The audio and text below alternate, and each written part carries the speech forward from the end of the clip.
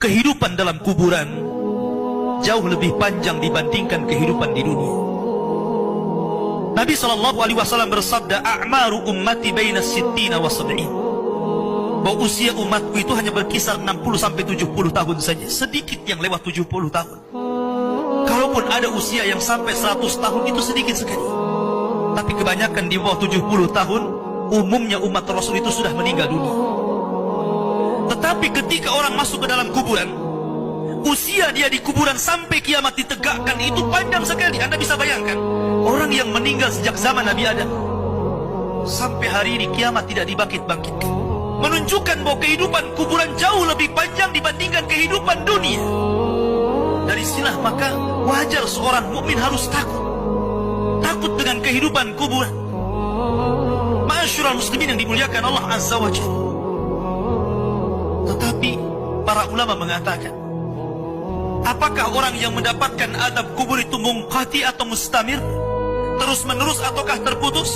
Kata para ulama, adab kubur itu hanya terputus dengan tiupan sangkakala Israfil.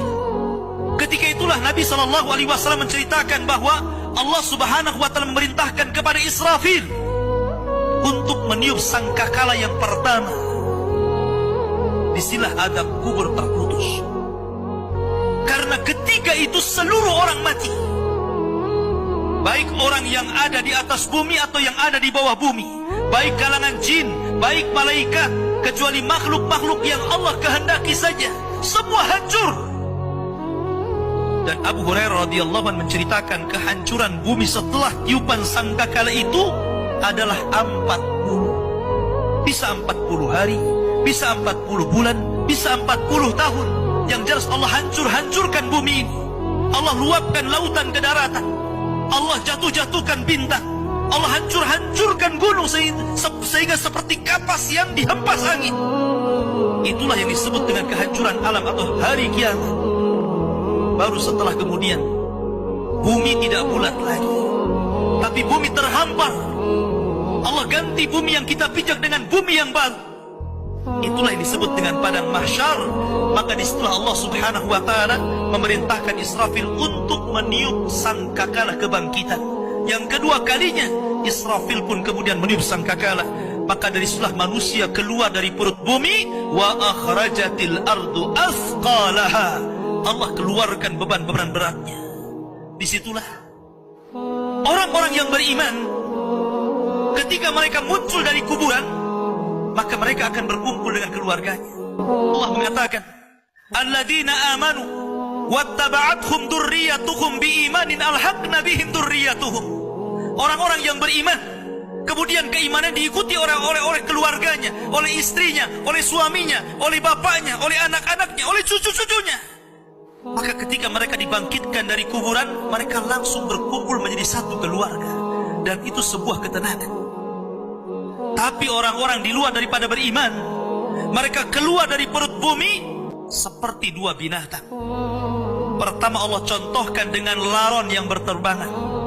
Anda bisa melihat laron apabila terbang di atas lampu atau di sekitar lampu. Lihat bagaimana cara terbangnya.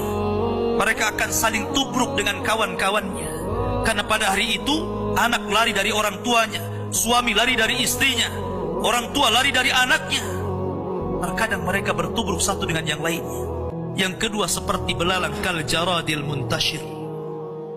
Pertama seperti laron dulu, lari sana lari sini, yang dari barat ke timur, yang dari timur ke barat, yang dari selatan ke utara, yang dari utara ke selatan. Mereka kacau sehingga mereka mengatakan, ya wailana man ba'atsana min marqadina. Celaka, siapa yang membangunkan aku dari tidurku? Tapi orang-orang yang beriman hanya mengatakan, hadza ma wa'adar rahman wa sadaqal mursalin. Inilah janji Allah kepada kalian dan benarlah ucapan para rasul. Baru setelah itu dari padang mahsyar berteriak seorang yang Allah suruh untuk berteriak. Mulailah kemudian mereka teratur. Maka mereka akan berjalan ke satu titik. Disitulah yang disebut dengan padang mahsyar. Mereka akan tinggal selama 50 tahun telanjang, kembali tidak dikhitan, tidak pakai sandal, matahari dekatkan 1 mil, keringat bercucuran, tidak ada makan, tidak ada minum. Mereka berdiri 50 tahun. Sehingga akhirnya orang-orang saleh mereka berkumpul, datang kepada Adam minta syafaat. Adam memberikan udzur, tidak sanggup memberikan syafaat. Kata Adam, datanglah kalian kepada Nuh, karena dia Rasul pertama dalam Islam, Rasul pertama setelah aku. Maka mereka pun kemudian datang kepada Nuh. Nuh pun memberikan udzur, datanglah kalian kepada Ibrahim, karena dia Khalilur Rahman. Maka mereka datang kepada Ibrahim. Kata Ibrahim, aku tidak sanggup berikan syafaat, datanglah kalian kepada Musa, karena dia Kalimur Rahman. Ketika mereka datang kepada Musa, kata Musa, datanglah kepada Isa. Isa pun memberikan udzur, tidak bisa. Seandainya kalian datang kepada Muhammad sallallahu alaihi wasallam itu lebih baik.